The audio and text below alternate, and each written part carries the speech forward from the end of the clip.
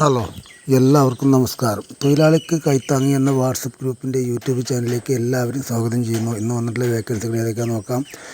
ആദ്യമായിട്ട് കാണുന്നവർ സബ്സ്ക്രൈബ് ചെയ്യുക, ലൈക്ക് ചെയ്യുക, ഷെയർ ചെയ്യുക, അതുപോലെ കമൻറ്റ് ചെയ്യുക.